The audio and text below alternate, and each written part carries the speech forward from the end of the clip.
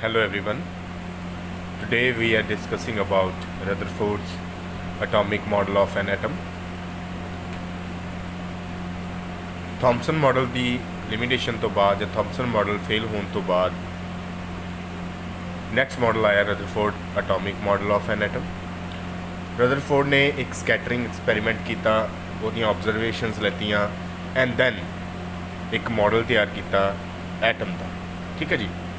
ਤੇ ਇਹਦੀ ਜਿਹੜੀ ਸਕੈਟਰਿੰਗ ਐਕਸਪੈਰੀਮੈਂਟ ਸੀ ਉਹਦੇ ਵਿੱਚ ਉਹਨਾਂ ਨੇ ਕੀ ਕੁਝ ਦੇਖਿਆ ਉਹ ਆਪਾਂ ਕਰਦੇ ਹਾਂ। ਇਹ ਡਾਇਗਰਾਮ ਹੈ ਸਕੈਟਰਿੰਗ ਐਕਸਪੈਰੀਮੈਂਟ ਦੀ। ਇਹਦੇ ਵਿੱਚ ਕੀ ਹੈ, ਇੱਕ ਲੈਡ ਦੀ ਕੈਵਿਟੀ ਬਣੀ ਹੋਈ ਹੈ ਜਿਹਦੇ ਵਿੱਚ ਇੱਕ ਕੋਈ ਰੇਡੀਓ ਐਕਟਿਵ ਐਲੀਮੈਂਟ ਰੱਖਿਆ ਹੋਇਆ। ਉਹ ਰੇਡੀਓ ਐਕਟਿਵ ਐਲੀਮੈਂਟ ਐਲਫਾ ਬੀਟਾ ਗਾਮਾ ਰੇਡੀਏਸ਼ਨਸ ਐਮਿਟ ਕਰ ਰਹੇ ਆ। ਉਹਨਾਂ 'ਚੋਂ ਸਿਰਫ ਐਲਫਾ ਰੇਡੀਏਸ਼ਨਸ ਨੂੰ ਆਪਾਂ ਅੱਗੇ ਪਾਸ ਕਰਨ ਦਿੱਤਾ। ਇੱਕ ਸਲਿੱਟ ਲਗਾਈ ਤਾਂ ਕਿ ਐਲਫਾ ਰੇਡੀਏਸ਼ਨਸ ਬਿਲਕੁਲ ਸਟ੍ਰੇਟ ਜਾਣ। ਇੱਥੇ ਇੱਕ ਗੋਲਡ ਦੀ ਫਲ ਰੱਖੀ ਹੋਈ ਹੈ, ਗੋਲਡ ਦੀ ਪੱਤੀ ਰੱਖੀ ਹੋਈ ਹੈ। ਜਨਰਲੀ ਇੱਥੇ ਹੈਵੀ ਮਟੀਰੀਅਲਸ ਰੱਖਣੇ ਨੇ। ਇਹਦੇ ਆਸੇ-ਪਾਸੇ ਇੱਕ ਸਰਕੂਲਰ ਜ਼ਿੰਕ ਸਲਫਾਈਡ ਦੀ ਜਿਹੜੀ ਹੈਗੀ ਆ ਸਕਰੀਨ ਰੱਖੀ ਹੋਈ ਹੈ ਜਿਹੜੀ ਐਲਫਾ ਪਾਰਟੀਕਲਸ ਨੂੰ ਡਿਟੈਕਟ ਕਰਦੀ ਹੈ। ਜਦੋਂ ਵੀ ਐਲਫਾ ਪਾਰਟੀਕਲਸ ਉਸ ਪੱਤੀ ਦੇ ਵਿੱਚ ਦੀ, ਉਸ ਫੋਇਲ ਦੇ ਵਿੱਚ ਦੀ ਅੱਗੇ ਪਾਸ ਕਰਦੇ ਨੇ ਜਾਂ ਡਿਫਲੈਕਟ ਹੁੰਦੇ ਨੇ, ਡਿਫਲੈਕਟ ਹੋਣ ਤੋਂ ਬਾਅਦ ਉਹ ਇਹ ਜ਼ਿੰਕ ਸਲਫਾਈਡ ਦੀ ਸਕਰੀਨ ਨਾਲ ਸਟਰਾਈਕ ਕਰਦੇ ਨੇ। ਜਿੱਥੋਂ ਜਿੱਥੋਂ ਸਟਰਾਈਕ ਕਰਨਗੇ ਉੱਥੇ ਸਪੋਟ ਜਿਹਾ ਬਣ ਜਾਂਦਾ, ਇੱਕ ਪੁਆਇੰਟ ਜਿਹਾ ਬਣ ਜਾਂਦਾ। ਠੀਕ ਹੈ ਜੀ, ਜਿਹਨੂੰ ਸਕੈਂਟੀਲੇਸ਼ਨ ਬੋਲਦੇ ਆ। ਇਹਦੇ ਆਸੇ-ਪਾਸੇ ਇੱਕ ਮਾਈਕਰੋਸਕੋਪ ਰੱਖਤੀ ਜਿਹੜੀ ਕਿ ਮੂਵ ਕਰ ਸਕਦੀ ਹੈ ਇਹਦੇ ਅਰਾਊਂਡ ਇੱਦਾਂ। ਨਾ ਤੁਸੀਂ ਦੇਖੋ ਹੁਣ ਜਦੋਂ ਐਲਫਾ ਪਾਰਟੀਕਲਸ ਗੋਲਡ ਦੀ ਫੋਇਲ ਨਾਲ ਸਟਰਾਈਕ ਕਰਦੇ ਨੇ, ਕੁਛ ਐਲਫਾ ਪਾਰਟੀਕਲਸ ਬਿਲਕੁਲ ਸਟ੍ਰੇਟ ਲੰਘ ਜਾਂਦੇ ਨੇ, ਕੁਛ ਸਮਾਲ ਐਂਗਲ 'ਤੇ ਡੈਵੀਏਟ ਹੋ ਜਾਂਦੇ ਨੇ, ਕੁਛ ਜ਼ਿਆਦਾ ਐਂਗਲ 'ਤੇ ਡੈਵੀਏਟ ਹੋ ਜਾਂਦੇ ਨੇ। ਅਤੇ ਡੈਵੀਏਟ ਹੋਣ ਤੋਂ ਬਾਅਦ ਜਿੱਥੇ ਉਹ ਸਟਰਾਈਕ ਕਰਦੇ ਨੇ ਉੱਥੇ ਉਹ ਸਪੋਟ ਬਣਾ ਦਿੰਦੇ ਨੇ ਜਿਹਨੂੰ ਆਪਾਂ ਮਾਈਕਰੋਸਕੋਪ ਦੇ ਅੰਡਰ ਵੇਖ ਸਕਦੇ ਹਾਂ। ਠੀਕ ਹੈ ਜੀ। ਤਾਂ ਪੂਰਾ ਪ੍ਰੈਕਟੀਕਲ ਕਰਨ ਤੋਂ ਬਾਅਦ ਉਹਦੀਆਂ ਜਿਹੜੀਆਂ ਆਬਜ਼ਰਵੇਸ਼ਨ ਸੀਗੀਆਂ ਉਹ ਕਿਹੜੀਆਂ ਸੀਗੀਆਂ। ਉਹ ਕਹਿੰਦਾ ਕਿ ਮੋਸਟ ਆਫ ਐਲਫਾ ਪਾਰਟੀਕਲਸ ਨੇ ਜਿਹੜੇ, ਯਾਨੀ ਕਿ 99% ਐਲਫਾ ਪਾਰਟੀਕਲਸ ਗੋਲਡ ਫੋਇਲ ਦੇ ਵਿੱਚ ਦੀ ਪੈਨੀਟਰੇਟ ਕਰ ਜਾਂਦੇ ਨੇ, ਪਾਸ ਕਰ ਜਾਂਦੇ ਨੇ ਬਿਨਾਂ ਕਿਸੇ ਇੱਧਰ ਉੱਧਰ ਡਿਫਲੈਕਸ਼ਨ ਸ਼ੋ ਕੀਤੀ। ਸੈਕਿੰਡ ਪੁਆਇੰਟ ਹੈ, ਥੋੜ੍ਹੀ ਜਿਹੀ ਫਰੈਕਸ਼ਨ ਦੇ ਵਿੱਚ ਅਲਫਾ ਪਾਰਟੀਕਲਸ ਨੇ ਜਿਹੜੇ ਉਹ ਸਮਾਲ ਐਂਗਲ 'ਤੇ ਡੈਵੀਏਟ ਹੋ ਜਾਂਦੇ ਆ। ਵੈਰੀ ਫਿਊ ਨੇ, ਜਿਵੇਂ 20,000 ਚੋਂ ਕੋਈ ਇੱਕ ਪਾਰਟੀਕਲ ਹੈ ਜਿਹੜਾ ਲਾਰਜ ਐਂਗਲ 'ਤੇ ਡੈਵੀਏਟ ਹੋ ਗਿਆ, ਅਤੇ ਮਿਲੀਅਨ ਦੇ ਵਿੱਚੋਂ ਕੋਈ ਇੱਕ ਹੋਏਗਾ ਜਿਹੜਾ 180 ਡਿਗਰੀ 'ਤੇ ਵਾਪਸ ਮੁੜ ਆਇਆ। ਮੀਨਸ ਜਿਹੜਾ ਬਿਲਕੁਲ ਸਟ੍ਰੇਟ ਜਾ ਰਿਹਾ ਸੀ ਉਸੇ ਪਾਥ ਦੇ ਵਿੱਚ ਵਾਪਸ ਮੁੜ ਆਇਆ। ਇਹ ਇਹਦੀਆਂ ਸੀਗੀਆਂ ਜੀ ਆਬਜ਼ਰਵੇਸ਼ਨਸ ਤੋਂ ਇਹਨਾਂ ਨੇ ਆਪਣਾ ਮਾਡਲ ਤਿਆਰ ਕੀਤਾ। ਉਹ ਮਾਡਲ ਕਿਹੜਾ ਸੀ, ਉਹਦੇ ਪੋਸਟੂਲੇਟਸ ਆਪਾਂ ਕਰਨੇ ਆ। Rutherford's nuclear model of an atom. ਤੁਸੀਂ ਬਾਕੀ ਚੀਜ਼ਾਂ ਵੀ ਪੜ੍ਹ ਸਕਦੇ ਹੋ ਬਟ ਆਪਾਂ ਇਹਦੇ ਵਿੱਚ ਹੀ ਕਵਰ ਕਰ ਲਾਂਗੇ। ਸੋ ਜਿੰਨਾ ਪਾਰਟ ਮੈਂ ਇਸ ਬੁੱਕ ਦਾ ਜਿੰਨਾ ਪਾਰਟ ਮੈਂ ਹਾਈਲਾਈਟ ਕੀਤਾ ਹਾਈਲਾਈਟਰ ਦੇ ਨਾਲ, ਉਹਨਾਂ ਤੁਸੀਂ ਬੁੱਕ ਦੇ ਵਿੱਚ ਕਾਪੀ ਦੇ ਉੱਪਰ ਲਿਖ ਲੈਣਾ। ਨਾਓ ਮਾਡਲ ਦੇ ਪੋਸਟੂਲੇਟਸ ਕੀ ਸੀ। ਫਸਟ ਪੋਸਟੂਲੇਟ ਆ, ਐਟਮ ਦੇ ਵਿੱਚ ਜਿਹੜਾ ਐਟਮ ਦਾ ਟੋਟਲ ਮਾਸ ਹੈ ਅਤੇ ਜਿੰਨਾ ਟੋਟਲ ਪੋਜ਼ਿਟਿਵ ਚਾਰਜ ਹੈ ਉਹ ਨਿਊਕਲੀਅਸ ਦਾ ਕਰਕੇ ਹੁੰਦਾ, ਸੈਂਟਰ ਦਾ ਕਰਕੇ ਹੁੰਦਾ, ਐਟਮ ਦੇ ਸੈਂਟਰ ਦਾ ਕਰਕੇ। ਕਿਉਂਕਿ ਜਿਹੜੇ ਅਲਫਾ ਪਾਰਟੀਕਲਸ ਨੇ ਉਹਨਾਂ 'ਤੇ ਪੋਜ਼ਿਟਿਵ ਚਾਰਜ ਹੈ। ਆਪਾਂ ਨੇ ਬੋਲਿਆ ਕਿ ਅਲਫਾ ਪਾਰਟੀਕਲ ਡਿਫਲੈਕਸ਼ਨ ਸ਼ੋ ਕਰਦੇ ਨੇ, ਡਿਫਲੈਕਟ ਹੁੰਦੇ ਨੇ, ਸਿੱਧੇ ਜਾਂਦੇ ਨੇ ਤਾਂ ਇੱਧਰ ਨੂੰ ਵਾਪਸ ਮੁੜ ਜਾਂਦੇ ਨੇ ਜਾਂ ਇੱਧਰ ਨੂੰ ਮੁੜ ਜਾਂਦੇ ਨੇ ਜਾਂ ਪਿੱਛੇ ਮੁੜੇ ਆਉਂਦੇ ਨੇ। ਉਹਦਾ ਕਾਰਨ ਇਹ ਆ ਕਿ ਨਿਊਕਲੀਅਸ ਸੈਂਟਰ ਦੇ ਵਿੱਚ ਐਗਜ਼ਿਸਟ ਕਰਦਾ ਹੈ। ਨਿਊਕਲੀਅਸ 'ਤੇ ਵੀ ਪੋਜ਼ਿਟਿਵ ਚਾਰਜ ਹੈ, ਅਲਫਾ ਪਾਰਟੀਕਲਸ 'ਤੇ ਵੀ ਪੋਜ਼ਿਟਿਵ ਚਾਰਜ ਹੈ। ਇੱਕ ਦੂਸਰੇ ਨੂੰ ਇਹ ਰਿਪੈਲ ਕਰਦੇ ਨੇ, ਤਾਈਓ ਜਿਹੜੇ ਉਹ ਅਲਫਾ ਪਾਰਟੀਕਲਸ ਨੇ ਉਹ ਡਿਫਲੈਕਸ਼ਨ ਸ਼ੋ ਕਰਨ ਲੱਗ ਜਾਂਦੇ ਨੇ। ਸੋ ਜਿਹੜੇ ਅਲਫਾ ਪਾਰਟੀਕਲਸ ਨੇ ਉਹ ਡਿਫਲੈਕਸ਼ਨ ਸ਼ੋ ਕਰਦੇ ਨੇ। ਇਹ ਹੋ ਗਿਆ ਫਸਟ ਕਿ ਜਿੰਨਾ ਵੀ ਮਾਸ ਹੈ ਅਤੇ ਜਿੰਨਾ ਵੀ ਚਾਰਜ ਹੈ ਟੋਟਲ ਉਹ ਇੱਕ ਸੈਂਟਰ ਦੇ ਵਿੱਚ ਕੰਸਨਟਰੇਟ ਕੀਤਾ ਹੋਇਆ ਜਿਹਨੂੰ ਆਪਾਂ ਨਿਊਕਲੀਅਸ ਬੋਲਦੇ ਨੇ।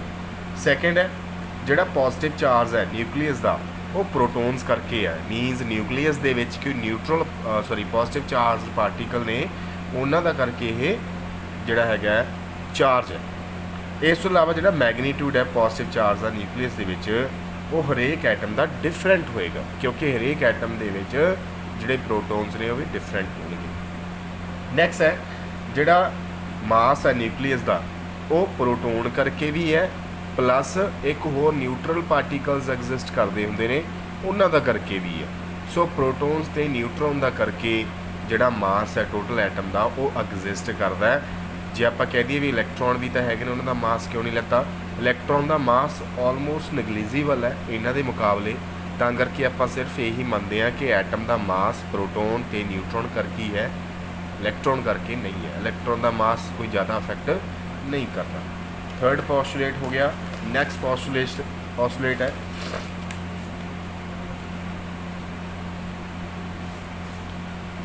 न्यूक्लीयस नूं आसे पासे तो इलैक्ट्रॉन ने सराउंड किया हुंदा है। मीनस न्यूक्लीयस के आसे पासे इलैक्ट्रॉन रिवॉल्व करते रहते हैं, लगातार रिवॉल्व करते हैं। रिवॉल्व इदा करते हैं जिवें सन दे राउंड प्लैनेट्स करते हैं, प्लैनेटरी मोशन शो करते हैं। उस तरह ही इलैक्ट्रॉन न्यूक्लीयस के आसे पासे रिवॉल्व करते रहते हैं, मूव करते रहते हैं हाई स्पीड के नाल। ठीक है जी।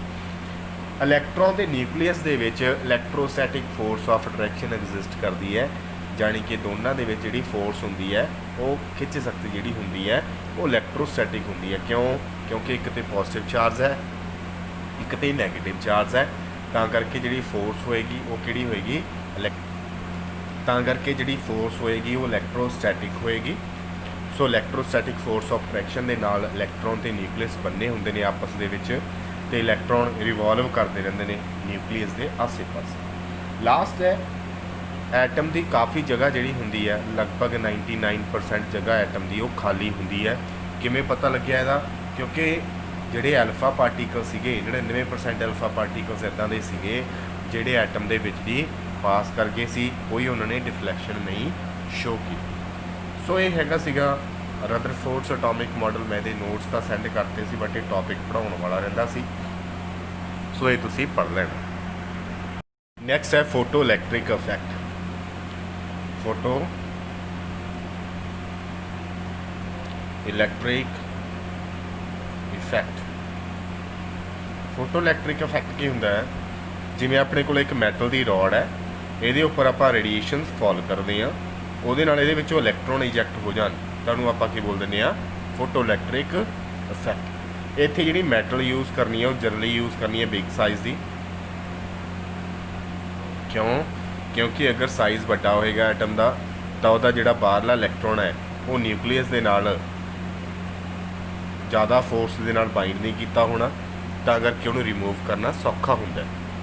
सो रेडिएशनस फॉल कीतियां तो इलैक्ट्रॉन एमिट हो जाना ईजली। सो इस इफैक्ट में आप बोलते हैं फोटो इलैक्ट्रिक इफैक्ट। फोटोन का करके आप इलैक्ट्रॉन इजैक्ट करवाने ने, that is photo electric effect. जिहड़े इलैक्ट्रॉन इजैक्ट हो जाते हैं इन्होंने आप बोलते हैं फोटो इलैक्ट्रॉन्स। आ एक डैमोस्ट्रेशन दी हुई है इत्थे। ये अपने को एक एवैक्यूएटेड चैंबर है जां गैस डिस्चार्ज ट्यूब है। ਇਹਦਾ ਜਿਹੜਾ एक टर्मीनल है, ये अगे टर्मीनल नाल जुड़ी हुई है वायर। एक टर्मीनल ਜਿਹੜਾ ਹੈਗਾ ਉਹ ਨੈਗੇਟਿਵ ਨਾਲ ਜੁੜਿਆ ਹੋਇਆ, दूसरा पॉजिटिव ਨਾਲ। ਜਿਹੜਾ पॉजिटिव ਨਾਲ ਜੁੜਿਆ ਹੋਇਆ ਉਹ ਐਮੀਟਰ ਦੇ ਥਰੂ ਜੁੜਿਆ ਹੋਇਆ, प्लस ਉਹ डिटेक्टर है एक तरह का। ठीक है जी। ਇੱਥੇ एक इलैक्ट्रोड लगाता ਜਿਹੜਾ मैटल का बनया होया। ਇੱਥੇ एक ओपनिंग रखती, जो लाइट इतने फॉल करती है, देखो जो लाइट नहीं फॉल करती उदों इतों तो इत्थे तक कोई वायर नहीं अटैच हैगी, सो करंट नहीं फ्लो करता, एमीटर की कोई रीडिंग नहीं आएगी। बट जो आप ये लाइट फॉल करते हैं, इलैक्ट्रॉन इजैक्ट होंगे ने, वो इलैक्ट्रॉन इतों तो इत्थे तक एक वायर का काम करते हैं, सर्किट पूरा हो जाता है तो एमीटर कोई ना कोई रीडिंग देन लग जाता। ठीक है जी। तो ये की ऑबजरवेशन सीगियां मोस्टली जिहड़ा ये प्रैक्टिकल किया गया सीगा वो ये प्रूव करने के लिए किया गया सी कि जिहड़ी लाइट है वह पार्टिकल लाइक नेचर भी है तो वेव लाइक नेचर भी है। कुछ फिनोमिना सीगे जिवें रिफ्लैक्शन है, रीफ्रैक्शन है, डाईफ्रैक्शन है, ये प्रूव करते सी कि लाइट का वेव लाइक नेचर है।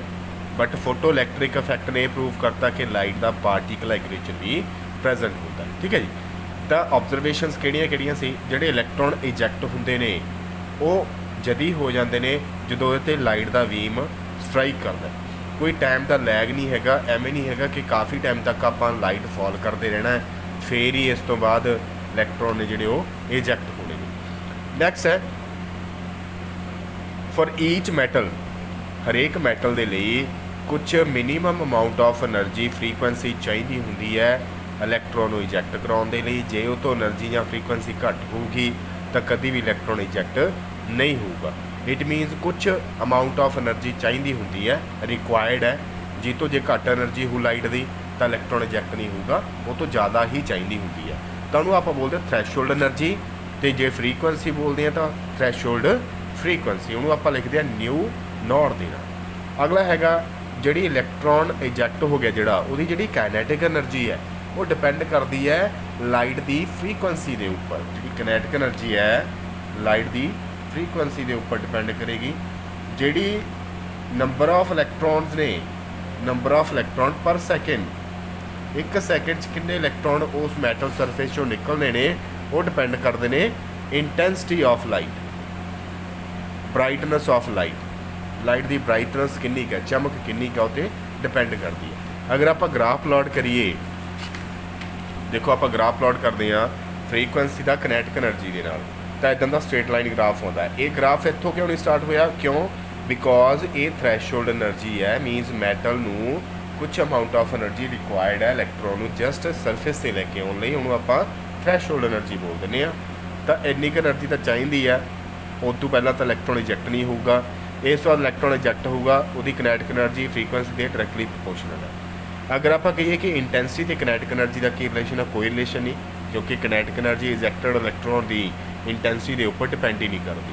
सो यदा ग्राफ की आ गया, बिल्कुल कॉन्सटेंट ग्राफ आएगा। सो ये है फोटो इलैक्ट्रिक इफैक्ट जिन्हें कि प्रूव किया कि लाइट का पार्टिकल नेचर। हुण तो इत्थे आपां नूं पता लग रहा लाइट का करके आप इलैक्ट्रॉन इजैक्ट करते हैं, लाइट का करके आप पार्टिकल इजैक्ट कर रहे हैं। सो लाइट का पार्टिकल लाइक नेचर भी तो हो गया, लाइट का वेव लाइक नेचर भी है। जिथे आप रिफ्लैक्शन, रिफ्रैक्शन, डायफ्रैक्शन पढ़ते उत्थे की है wave like nature. Now next है Planck's quantum theory. Max Planck नाम का एक साइंटिस्ट सीगा, 1901 दे विच उन्होंने एक रेवोल्यूशनरी थ्योरी दी है।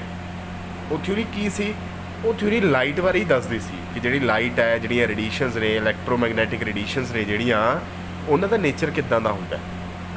देखो जिहड़ियां इलैक्ट्रोमैगनैटिक रेडिएशनस ने आपां मंनदे कि कंटीन्यूस हुंदियां ने, जिवें लाइट है प्रिज्म दे विच दी पास कीती, उहदा 7 कलर्स का पैटर्न बन गया, वो एक दूसरे च मर्ज होया वा हुंदा है, मीनस कंटीन्यूस है। But actually according to this scientist light का कंटीन्यूस पैटर्न नहीं हुंदा, लाइट का डिसकंटीन्यूस पैटर्न होंदा है in the form of packets or bundles of energy. Means light छोटे छोटे पैकेटां की फॉर्म के एनर्जी के पैकेटां की फॉर्म के अगे ट्रैवल करते हैं, जिन्होंने आप की बोल दें फोटोन ऑफ लाइट। ठीक है, फोटोन ऑफ लाइट। अगर रेडिएशनस की गल करते हो, यूवी है, विजिबल, कोई भी रेडिएशनस ने, अगर तो सिर्फ लाइट है वो तो आप फोटोन वर्ड यूज़ करते हैं, अगर रेडिएशनस ने वो क्वांटा वर्ड यूज़ करते हैं या क्वांटम वर्ड यूज़ करते हैं। मीनस रेडिएशनस क्वांटा की फॉर्म के अगे ट्रैवल करदियां ने, जे लाइट की गल करते हो लाइट अगे फोटोन की फॉर्म च ट्रैवल करती है। हरेक फोटोन की कोई ना कोई एनर्जी होंदी है, जिहड़ी वो एनर्जी है वो फ्रीकुएंसी के डायरैक्टली प्रोपोर्शनल होंदी है। कादे? फ्रीकुएंसी के डायरैक्टली प्रोपोर्शनल। अगर आप प्रोपोर्शनैलिटी का सैन हटाइए तो इत्थे एच कॉन्सटेंट लग जाता है। एच है प्लैंक्स कॉन्सटेंट। एच की है प्लैंक्स कॉन्सटेंट की वैल्यू होंदी है 6.626 इंटू 10⁻⁻34 जाउल सेकेंड और 3.99 इंटू 10⁻⁻13 किलो जाउल सेकेंड पर मोल। ठीक है जी। नैक्सट है, अगर आप सारी टोटल एनर्जी देखनी है उस पूरी लाइट की, उस पूरी रेडिएशनस की, तो की होएगी E is equal to NH nu. NH nu but आपने पढ़िया सी nu lambda is equal to C होंदा है। सो आप बोल सकते हैं nu is equal to C by lambda. So आप इत्थे भी ये भी लिख सकते हैं H nu C by lambda. So इत्थे ताइयों ए वाला फार्मूला भी लिखे जा सकता। हुण इत्थे N की है, N इंटीजर होएगा। किहड़ा integer? Positive integer 1 2 3 4 5 6। It means ये फ्रैक्शन दे विच नहीं होएगा। मीनस किसी भी फोटोन की एनर्जी H न्यू का फ्रैक्शनल मल्टीपल नहीं होएगी, होल नंबर मल्टीपल होएगी या इंटीजर नंबर मल्टीपल होएगी। मीनस energy H new 2H new 3H new 5H new एवं एग्जिस्ट करेगी, ना कि 1.2H न्यू या 3.5H न्यू। सो फ्रैक्शन दे विच नहीं एग्जिस्ट करेगी ये क्वांटिटी।